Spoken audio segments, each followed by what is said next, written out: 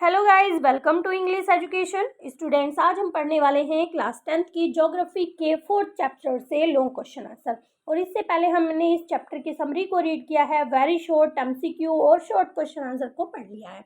अगर आपने वो सभी वीडियोस नहीं देखी हैं तो डिस्क्रिप्शन बॉक्स में आपको लिंक मिल जाएगा, वहाँ से आप सभी वीडियोज़ को पढ़ सकते हैं। तो चलिए स्टार्ट करते हैं। लॉन्ग क्वेश्चन है, वेरी इंपॉर्टेंट है, यहाँ से आपको क्वेश्चन जरूर बोर्ड में मिलने वाले हैं। देखते हैं। डिस्क्राइब एनी 4 और यहाँ पर दिया गया है 5। ठीक है, 4 और 5 फीचर एग्रीकल्चर के जो इंडिया में है उसे हमें डिस्क्राइब करना है कि किस तरह की लैंड है, किस तरह की फार्मिंग होती है। ठीक है, तो देखिए, in India agriculture is a primary activity.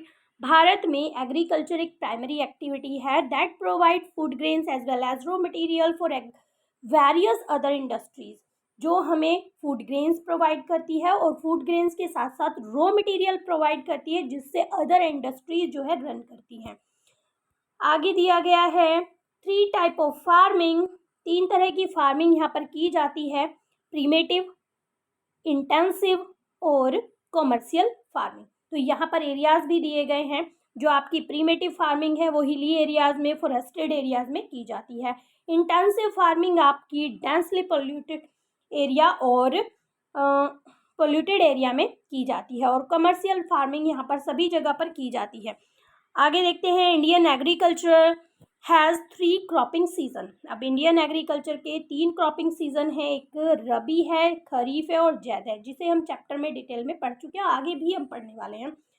2/3 of the Indian population is engaged in agriculture activities. 2/3 भाग जो है इंडिया के पॉपुलेशन का वो एग्रीकल्चरल एक्टिविटीज में एंगेज रहता है, यानी कि वो एग्रीकल्चर का काम करते हैं, खेती बाड़ी वो करते हैं। Agriculture sector in India now faces modern challenges. अब एग्रीकल्चर सेक्टर जो है वो मॉडर्न चैलेंजेस फेस कर रहा है, जैसे कि इंटरनेशनल कंपटीशन को ले लो या सेक्टरल लिमिटेशन को ले दो, कि लिमिटेशन लगाई जा रही हैं और उन्हें जो है दूसरे देश से भी कंपटीशन करना पड़ रहा है। नेक्स्ट क्वेश्चन है आपका, suggest the initiative taken by the government to ensure the increase in agriculture production. तो गवर्नमेंट ने क्या किया, एग्रीकल्चर प्रोडक्शन को बढ़ाने के लिए उन्होंने कौन से कदम उठाए। The right of inheritance has lead to fragmentation of land holding. अब क्या होता है, जैसे कि विरासत में हमें जमीन मिलती है, एक से दूसरे को, फिर तीसरे को, इस तरह से मिलती है, उससे क्या होता है, जमीन के टुकड़े हो जाते हैं। Therefore collectivisation, consolidation of land holding corporation and abolition of zamindari etcetera are given priority to bring about institutional reforms in the country after independence. तो इंडिपेंडेंस के बाद क्या किया गया कि उसमें सुधार करने के लिए, एग्रीकल्चर में सुधार करने के लिए, जैसे कलेक्टिवाइजेशन किया गया, चकबंदी की गई, जैसे कि किसी एक पर्टिकुलर फार्मर के सभी खेतों को एक साथ जोड़ दिया गया। तो इस तरह की कुछ स्कीम्स जो है गवर्नमेंट के द्वारा लागू की गई, जिससे कि वो उनमें कुछ सुधार कर सके। आगे बताया गया है द ग्रीन रेवोल्यूशन। सभी जानते हैं ग्रीन रेवोल्यूशन के बारे में। Based on the use of package technology and white revolution were initiated to improve the Indian agriculture. तो इंडियन एग्रीकल्चर को इम्प्रूव करने के लिए व्हाइट रेवोल्यूशन चलाया गया, जो मिल्क से रिलेटेड है। ग्रीन रेवोल्यूशन चलाया गया, जिसमें कि आपको HEY सीड्स मिलने लगे और दूसरे पेस्टिसाइड्स, फर्टिलाइजर्स, ये सारी चीज़ें मिलने लगी, जिससे कि क्रॉपिंग जो है अच्छी होने लगी। Land development programme was initiated. अब लैंड डेवलपमेंट प्रोग्राम भी चलाए गए, which include provision for crop insurance against famine, flood, cyclone, fire, disease, establish of Gramin bank, cooperative societies etcetera.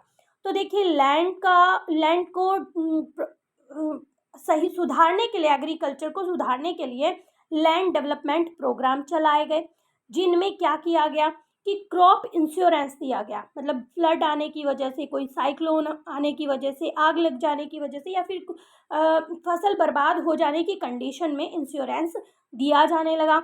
और फार्मर्स के लिए ग्रामीण बैंक जो है चला दिए गए, कोऑपरेटिव सोसाइटी का निर्माण किया गया। किसान credit cards, personal accident insurance scheme were introduce for the benefit of the farmers.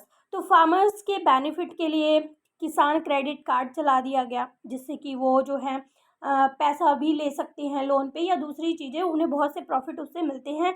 और उनका पर्सनल एक्सीडेंट इंश्योरेंस जैसी स्कीम को भी चलाया गया। पढ़ते हैं और क्या चीज़ें गवर्नमेंट के द्वारा यहाँ पर लागू की गई। Special weather bulletin and agricultural programmes for farmers are run on the radio and television. Radio पर, टेलीविज़न पर स्पेशल वेदर बुलेटिन चलाए गए, जिससे कि पहले ही उन्हें जो है वेदर का अनुमान हो जाता है कि किस तरह का वेदर जो है, वेदर कंडीशन होने वाली है। और एग्रीकल्चर प्रोग्राम चलाए गए, जिससे कि फार्मर्स को बहुत सारी इंफॉर्मेशन प्रोवाइड की जाने लगी।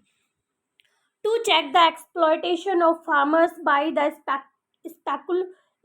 speculators and middlemen, the government announced minimum support price, remunerative and procurement price for important crops। तो गवर्नमेंट ने क्या किया, ये जो लोग बिचौलिए थे कि उनसे कुछ क्रॉप्स को खरीदते फिर हाई रेट पर उसे सेल कर देते, तो ये सारी चीज़ें करने के लिए, इन मिडलमैन से, स्पेकुलेटर से बचाने के लिए फार्मर्स को गवर्नमेंट ने क्या किया, मिनिमम सपोर्ट प्राइस जो है लागू कर दिया, जिस पर गवर्नमेंट सही प्राइस पर उनकी जो इम्पोर्टेंट क्रॉप्स हैं उसे खरीद लेती है। आगे क्वेश्चन है, explain the climate condition for the production of rice, name any two major rice producing state in India. तो हमें एक्सप्लेन करना है जहाँ पर उस क्लाइमेटिक कंडीशन को जहाँ पर सही से राइस को ग्रो किया जाता है, और पूछा गया है कि हमें 2 ऐसे स्टेट के नाम भी बताने हैं जो इंडिया में हैं और मेजर राइस प्रोड्यूस करती हैं।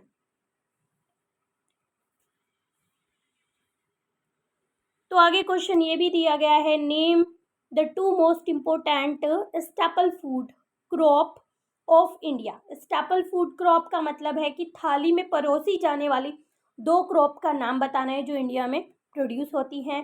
Name the state where they are produce, और ये भी बताना है कि वो कहाँ पर प्रोड्यूस होती हैं।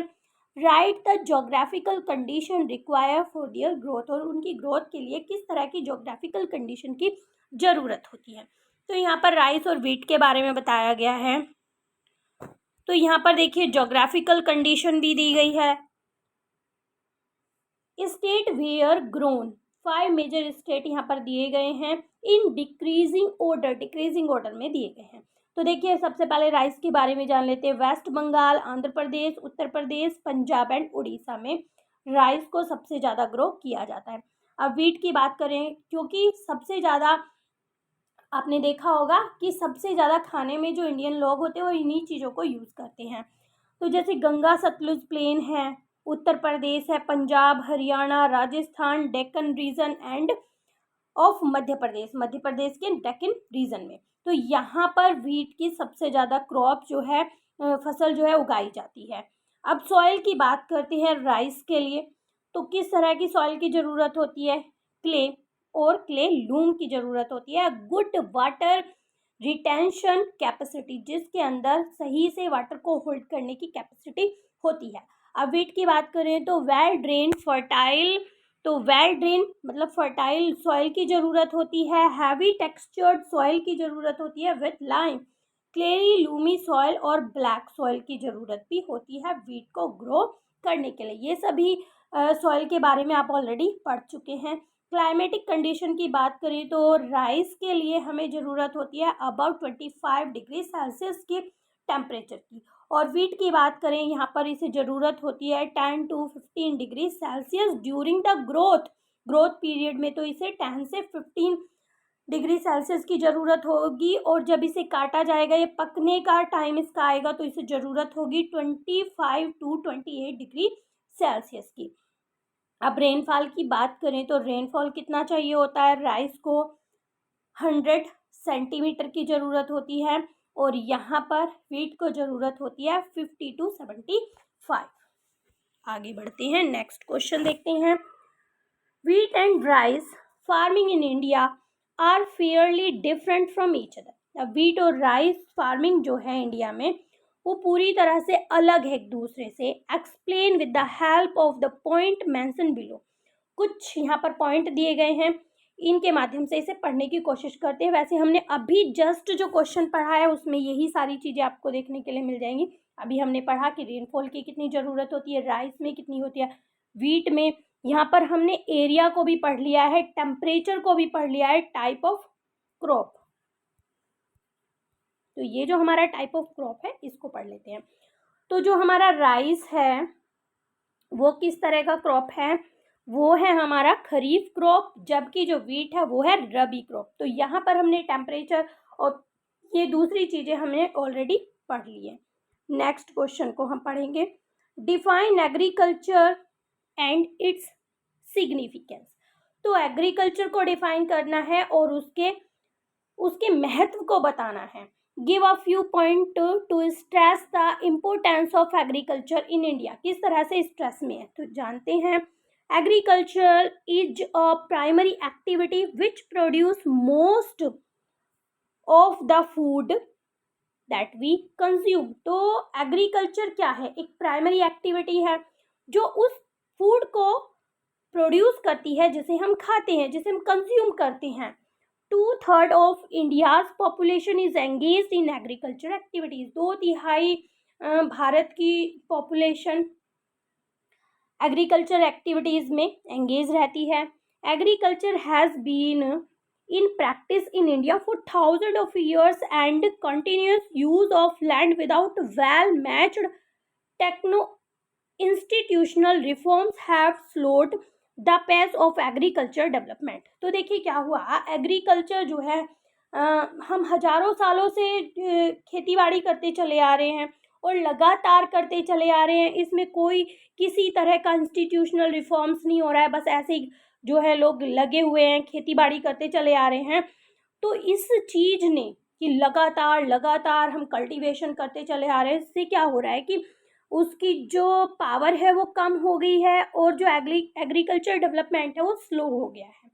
Most of the farmers in large part of the country still depends upon monsoon and natural fertility of soil. अभी भी बहुत से ऐसे फार्मर्स हैं, बहुत बड़े हिस्से की बात की जा रही है कंट्री के, कि अभी भी ऐसे फार्मर्स हैं जो अभी भी मॉनसून पर डिपेंड करते हैं, यानी कि उनके पास इरिगेशन के कोई साधन नहीं है और नेचुरल फर्टिलिटी का ही यूज़ करते हैं. ठीक है, सॉइल की नेचुरल फर्टिलिटी को ही यूज़ करते हैं, अलग से कोई फर्टिलाइजर्स ये सारी चीज़ें नहीं डालते हैं. Also rapid growth in population put pressure on agriculture. अब ये सारी चीज़ें तो प्रेशर डालती ही डालती हैं. अब आगे बताया गया है कि जिस तरह से पॉपुलेशन ग्रो कर रही है ना, उसकी ग्रोथ हो रही है, वो भी एग्रीकल्चर के ऊपर बहुत ज़्यादा प्रेशर डाल रहा है. और बताया जा रहा है production as more than 60% of India's population depend on agriculture. तो यहाँ पर देखिए 60% से भी ज़्यादा इंडिया की जो पॉपुलेशन है वो एग्रीकल्चर पर डिपेंड करती है. Agriculture in India produce raw material for various industries. अब एग्रीकल्चर जो है भारत में वो रॉ मटेरियल प्रोड्यूस करती है बहुत सी इंडस्ट्रीज़ के लिए, अलग अलग इंडस्ट्रीज़ के लिए. एग्जाम्पल दिया गया है जैसे पेपर इंडस्ट्री के लिए, टेक्सटाइल इंडस्ट्री के लिए, etcetera. Agriculture contributes a lot to the national economy development and output. It provides employment and livelihood to about 63% of population. All other sectors of Indian economy heavily depend on agriculture for their growth. तो देखिए यहाँ पर बताया गया है कि agriculture जो है बहुत बड़ा कंट्रीब्यूशन करता है नेशनल इकोनॉमी में.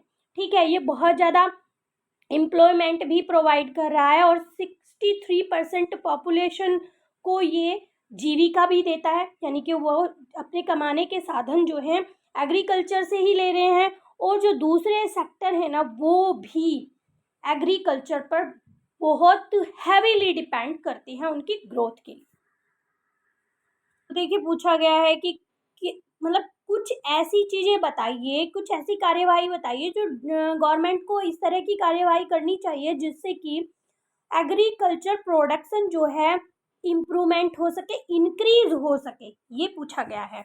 तो देखिए यहाँ पर बताया गया है provide incentive to farmers. Incentive means प्रेरणा।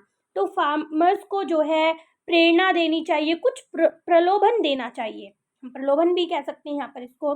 तो फार्मर्स को कुछ ऐसी चीज़ें देनी चाहिए जिससे कि वो ट्रेड्स की तरफ, एग्रीकल्चर की तरफ आगे बढ़ सके, और उन्हें जो है also for their supply to domestic market facilities, access to land, मतलब उन्हें ये सारी चीज़ें प्रोवाइड करनी चाहिए कि जिस तरह से वो डोमेस्टिक मार्केट में अपनी लैंड से जुड़ी चीज़ों को सेल कर सकें।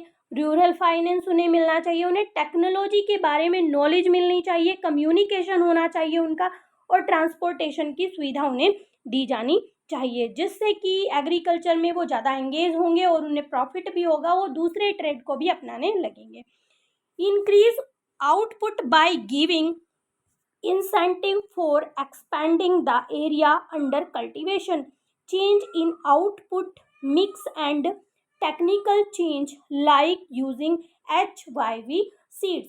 तो जो फार्मर्स हैं, जब उन्हें नॉलेज होगी तो वो जो है उन्हें इस तरह से बढ़ावा देना चाहिए कि वो जो है उस एक कल्टीवेशन के एरिया को लार्ज कर सके, एक्सपैंड कर सके, बढ़ा सके उसे, और जितने भी आउटपुट हैं, चेंज इन आउटपुट मिक्स, ये जो आउटपुट है इनमें कुछ चेंज आना चाहिए, टेक्निकल चेंज होना चाहिए, जैसे कि HYV सीड्स की उन्हें नॉलेज मिलनी चाहिए, उन्हें प्रोवाइड करनी चाहिए ये सब। Promote a change away from staple food to more labour intensive high income elastic products such as vegetables, fruits and livestock products. तो देखिए यहाँ पर क्या है, भारत में जो क्रॉपिंग होती है वो मोस्टली क्या करते हैं, स्टेपल फूड की क्रॉपिंग करते हैं, जैसे कि राइस है, वीट है, या दूसरी चीज़ें हैं, उनकी क्रॉपिंग करते हैं। तो कहा जा रहा है कि उन्हें जो है बताना चाहिए, उन्हें प्रमोट करना चाहिए कि जिससे वो इनसे हटकर हाई वैल्यू की फसल को जो है ग्रो कर सके, जैसे वेजिटेबल है, फ्रूट्स है, लाइव स्टॉक्स प्रोडक्ट्स हैं, इस तरह की चीज़ें जो है वो प्रोड्यूस करें। An indigenous system for generating technical change is necessary if the technology is to much changing local needs. तो देखिए अगर टेक्नोलॉजी जो है लोकल नीड्स को चेंज कर रही है तो हमें क्या करना चाहिए, इंडिजिनस सिस्टम को लागू करना चाहिए। इंडिजिनस सिस्टम क्या होता है, स्वदेशी सिस्टम को लागू करना चाहिए, जिससे कि हम अपने ही देश की चीज़ों को यूज़ कर सकें। Agriculture development should be broad based with small medium scale rural industries. तो जो एग्रीकल्चर डेवलपमेंट है वो ब्रॉड बेस्ड होना चाहिए स्मॉल और मीडियम स्केल रूरल इंडस्ट्रीज में भी। The development of such industries require appropriate industrial policy. तो ये जो डेवलपमेंट है, ये जो इस तरह की इंडस्ट्रीज हैं, इन्हें रिक्वायर है कि उन्हें सही इंडस्ट्रियल पॉलिसी प्रोवाइड की जाए। नेक्स्ट क्वेश्चन है, tea cultivation is mainly confined to north eastern state of India. तो टी कल्टीवेशन कहाँ पर किया जाता है, नॉर्थ ईस्टर्न स्टेट में, इंडिया के नॉर्थ ईस्टर्न स्टेट में किया जाता है, वाइल जबकि the coffee cultivation is confined to south western state of India. जबकि कॉफ़ी का कल्टीवेशन कहाँ पर किया जाता है, साउथ वेस्टर्न स्टेट में किया जाता है। इस स्टेटमेंट को हमें एक्सप्लेन करना है। T plants grow well in tropical and सब ट्रॉपिकल क्लाइमेट्स। जो टी प्लांट्स होते हैं वो ट्रॉपिकल और सब ट्रॉपिकल क्लाइमेट में अच्छे से ग्रो करते हैं। वेयर डीप एंड फर्टाइल, जहाँ पर जो सॉइल होती है वो डीप होती है, फर्टाइल होती है, वेल ड्रेन सॉइल होती है, is available which are rich in humus and organic matter. और वो रिच होनी चाहिए किसमें, जो रिच होती है कहाँ पर, जो बताया गया है कि अलग अलग पार्ट्स में ये ग्रो होती हैं। ऐसा क्यों होता है, क्योंकि जिस तरह की क्लाइमेट की ज़रूरत होती है वो क्लाइमेट होता है ट्रॉपिकल, सब ट्रॉपिकल, डीप और फर्टाइल सॉइल की उसे ज़रूरत होती है, उसमें रिच ह्यूमस होना चाहिए और ऑर्गेनिक मैटर होने चाहिए, और ऐसा वहाँ पर है। It also require warm, moist and frost-free climate throughout the years. और यहाँ पर टी को ज़रूरत होती है कि क्लाइमेट वार्म हो, मोइस्ट हो और फ्रॉस्ट फ्री हो, पूरे साल फ्रॉस्ट फ्री हो, इस तरह के क्लाइमेट की ज़रूरत होती है। Another specific requirement is the availability of abundant, cheap and skilled labor force. तो यहाँ पर क्या है, चीप और स्किल्ड लेबर की भी ज़रूरत होती है, इसलिए यहीं पर ट्री प्लांट अच्छे से ग्रो करती हैं। All these condition are available in north eastern state of India. और ये सारी चीज़ें जो हैं, ये सभी कंडीशंस जो ऊपर बताई गई हैं, ये नॉर्थ ईस्टर्न स्टेट में, इंडिया के नॉर्थ ईस्टर्न स्टेट में मिलती हैं। इसीलिए tea plantation is concentrated in Assam, Darjeeling and Jalpaiguri district of West Bengal, Meghalaya, Tripura etcetera. तो इसीलिए जो टी का प्लांटेशन है वो असम में, दार्जिलिंग में, जलपाईगुड़ी डिस्ट्रिक्ट में वेस्ट बंगाल के, और मेघालय और त्रिपुरा में सही से की जाती है। But some tea plantation also found in Tamil Nadu. लेकिन बताया जा रहा है कि कुछ टी प्लांटेशन तमिलनाडु में, केरला में, हिमाचल प्रदेश, आंध्र प्रदेश आदि में भी पाए जाते हैं। Coffee production in India is dominated in the hilly tracts of southern India. और कॉफ़ी प्रोडक्शन जो है भारत में वो कहाँ पर महत्वपूर्ण है, कहाँ पर ज़्यादा होता है, कहाँ का फेमस है, वो है साउथर्न इंडिया का, specially in Nilgiri hills. Specially बताई गई, एक जगह बताई गई है नीलगिरी हिल्स रीजन में of Karnataka, Kerala and Tamil Nadu due to favourable climate condition and soil present there. क्योंकि जिस तरह की क्लाइमेट की और सॉइल की उसे ज़रूरत होती है वो इन जगहों पर पाई जाती हैं। But now coffee production has gradually reached Andhra Pradesh, Orissa and other northern eastern state. लेकिन अब धीरे धीरे क्या हो रहा है, ये जो प्लांटेशन है, ये कॉफ़ी प्रोडक्शन जो है वो आंध्र प्रदेश में, उड़ीसा में और दूसरे नॉर्दर्न ईस्टर्न स्टेट में भी होने लगा है।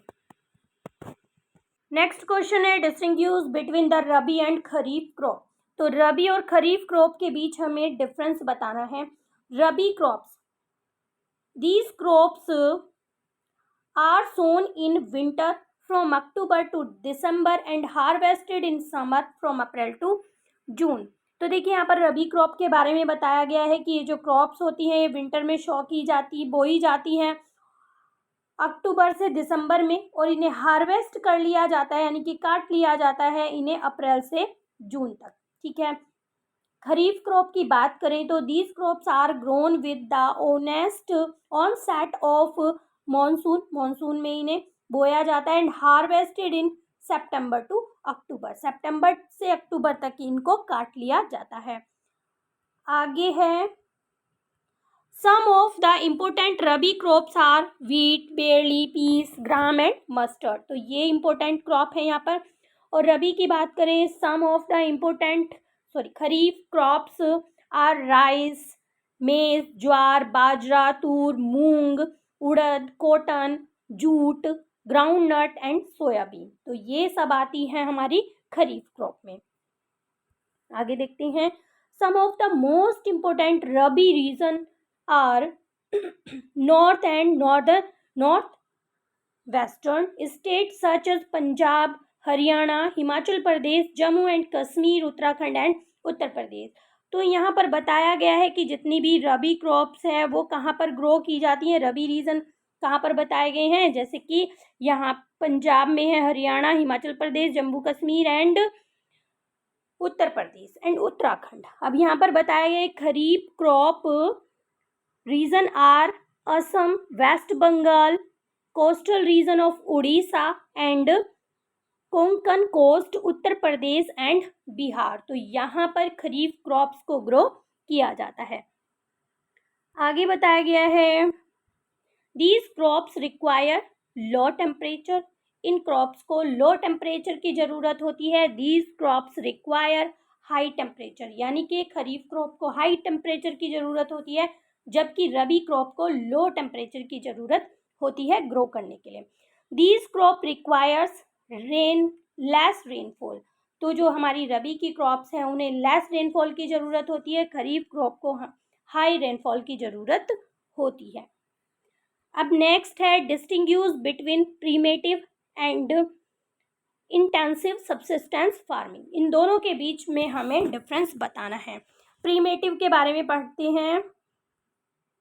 It is practised on small patches of land, small patches of land पर इसको ग्रो किया जाता है, जबकि इसको यहाँ पर इंटेंसिव फार्मिंग के लिए बिग लैंड चाहिए, बड़ी ज़्यादा ज़मीन चाहिए होती है।